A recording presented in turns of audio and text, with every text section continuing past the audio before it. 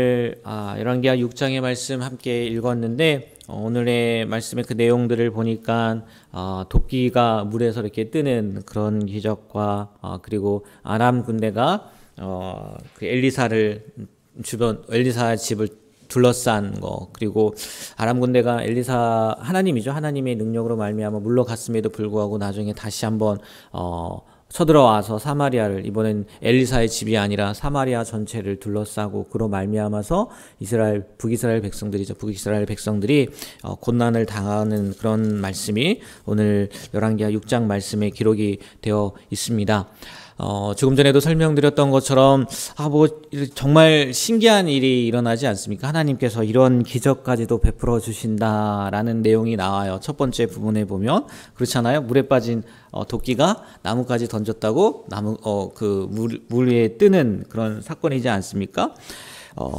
그리고 엘리사의 사환의 그 눈을 밝혀주셨을 때 나왔던 그런 것도 그러는데, 이런 기적이요, 대부분 정말 우리에게 하나님께서 이런 기적까지도 베풀어 주시네. 특별히 첫 번째 기적, 그 도끼가 뜬 기적을 보면, 근데 저도 이 말씀을 준비하다가 그 장면들을 설명하는 것들을 이렇게 보았는데, 이렇게 설명을 하더라고요.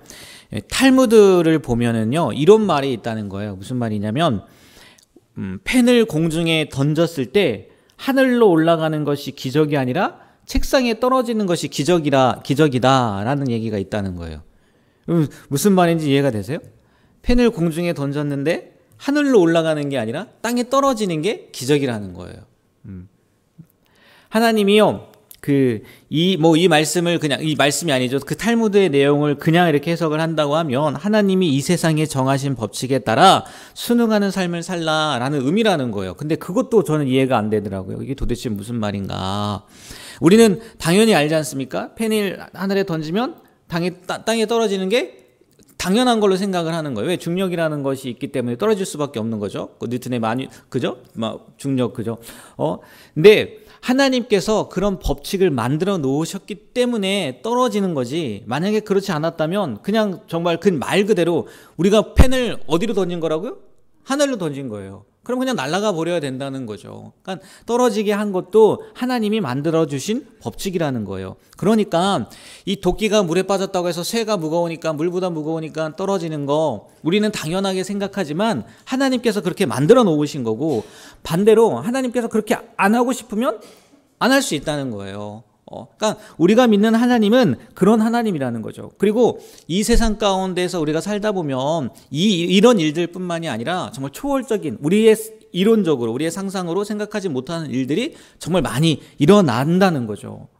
게다가 이것만을 보는 것이 아니라, 이런 우리가 기적을 보는 것이 아니라 진짜 우리 가운데에서 기적이다, 인간의 상식을 초월하고 이성을 초월하고, 그게 뭐냐면은 하나님께서요, 우리 인간을 위해서 하나님의 아들을 보내주시고, 그 아들을 믿음으로 말미암아 우리가 구원받는다는 것, 그것만큼 큰 기적은 없다는 거예요. 그러니까 이런 돌이 물에 빠져서 떴다, 도끼가 물에 빠졌는데 떴다, 이런 기적에 우리가 눈을 크게 뜨고 어떻게 이런 일이 일어날 수 있을까라는 것을 생각하기 이전에, 죽을 수밖에 없는 죄인이 예수 그리스도의 그 보혈의 은혜로 말미암아 구원받을 수 있게 되었다는 거, 이게 정말 큰 기적이라는 거, 놀라운 은혜라는 것을 기억하며 살라는 거죠. 그러니까 이 주석에서도 그 얘기를 하는 거예요. 우리가 기적에 매몰되어 있을 필요가 없다는 거예요. 그거는요, 하나님의 편에서는 아무것도 아니라는 거죠. 정말 큰 기적은 내가 구원받을 수 있었다는 거.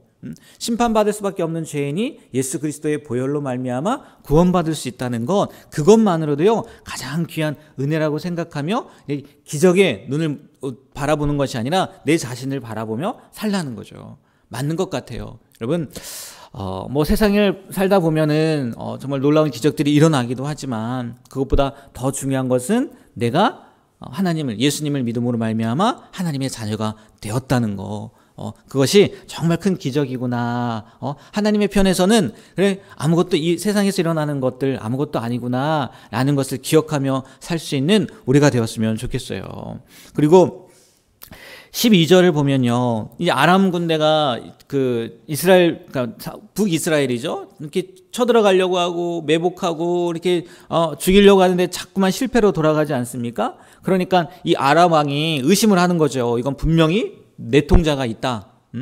스파이가 있다는 거죠. 근데 그런 말을 하는 가운데 그 신복 중에 아람의 그 왕의 신복 중에 한 사람이 엘리사의 능력을 알려주면서 왕이 침실에서 하신 말씀을 이스라엘 그 엘리사가 이스라엘 왕에게 고합니다.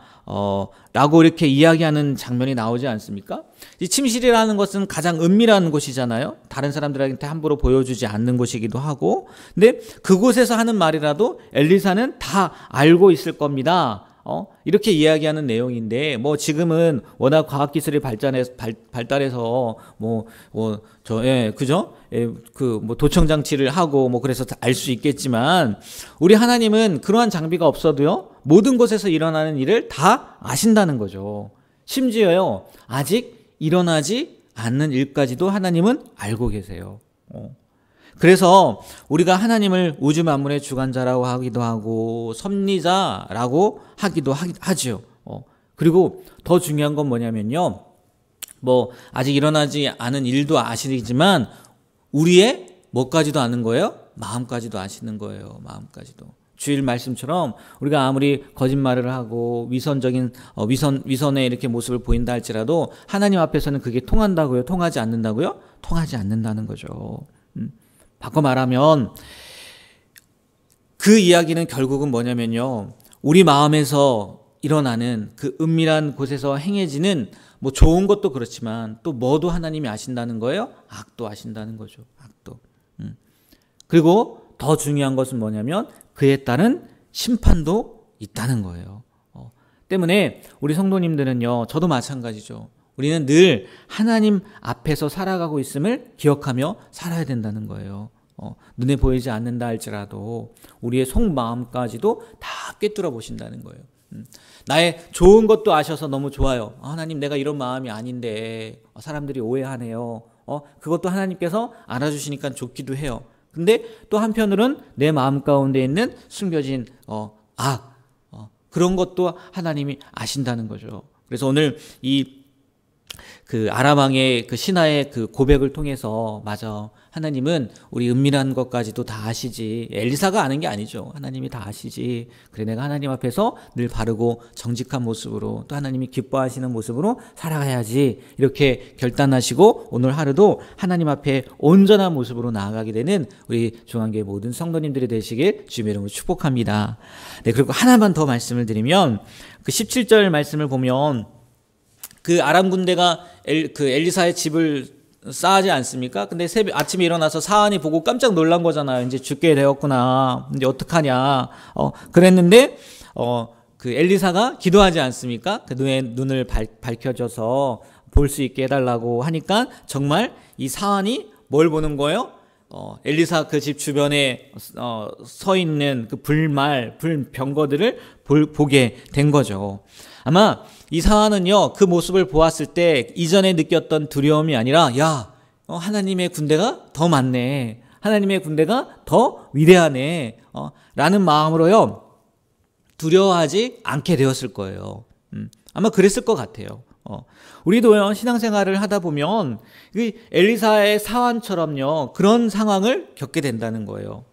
정말 온 천지의 사방에요. 내 형편을 알아주거나 도와주는 사람은 없고 다 대적하는 사람들만 가득 차 있다는 거예요.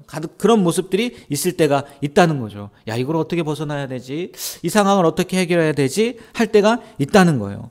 그래서 정말 오늘 사안 이 2번이나 나오긴 했어요. 그 도끼가 빠졌을 때 그리고 그 에워쌌을 때 이렇게 표현하지 않습니까? 내 주여 우리가 어찌하리이까. 이런 상황이요, 우리 삶 가운데에도 닥칠 수 있다는 거예요. 하지만 우리가요, 그러한 형편에 처한다 할지라도 낙심하지 말아야 될 것은 우리 주변에 누가 계시다고요? 네, 하나님이 보내주신 불병거, 불말이 있을 뿐만이 아니라 우리 안에 누가 계시는 거예요? 하나님이 함께 하신다는 거죠. 예수님이 함께 하신다는 거죠. 이 장면을 보면서 그 표현을 봤어요. 이 설교를 준비하다가 이런 표현을 해놨더라고요. 어떤 표현이냐? 여러분, 세상은 우리를 에워쌀 수 있다는 거예요. 충분히 에워쌀 수 있어요. 오늘 말씀에 엘리사의 집을 에워싼 것처럼 세상은요, 그렇게 에워쌀 수 있고요. 엘리사의 집뿐만이 아니라 뒤에는 어디까지 에워쌉니까? 아예 사마리아 자체를 에워싸잖아요. 그 나라 자체를 에워싼다는 거예요. 세상은요, 그렇게 우리를 에워쌀 수는 있다는 거예요. 하지만 예수님을 에워쌀 수는 없다는 거예요. 그리스도를 에워쌀 수는 없다는 거예요. 그리고 그 예수님이요, 우리와 함께 하신다고요? 우리와 함께 하신다는 거예요.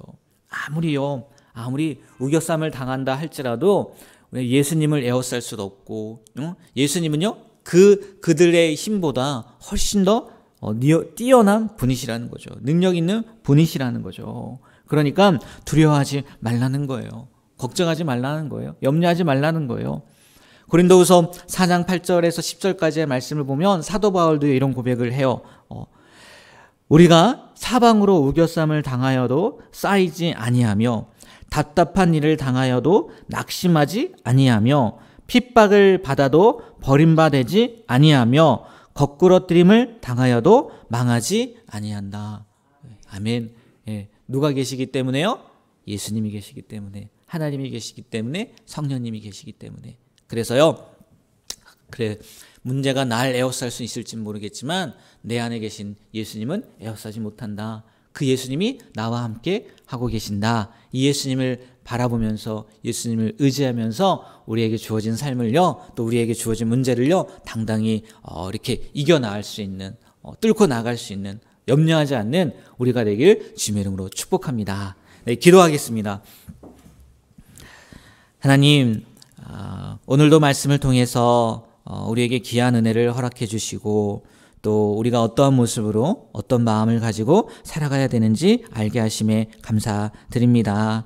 정말 하나님 안에서는 그 어떠한 것도 문제가 되지 않는다는 것 우리가 알지만, 다시 한번 말씀을 통해서 그렇지 라고 결심하고 또 담대하게 우리에게 주어진 삶을 살아가게 하여 주시고, 아무리 큰 문제가 온다 할지라도, 큰 어려움이 온다 할지라도 우리 안에 계신 예수님마저도 에워쌀 수 있는 문제는 없다는 것을 믿고, 또 우리 안에 계신 예수님을 믿음으로 나아가는 우리가 되게 하여 주시옵소서.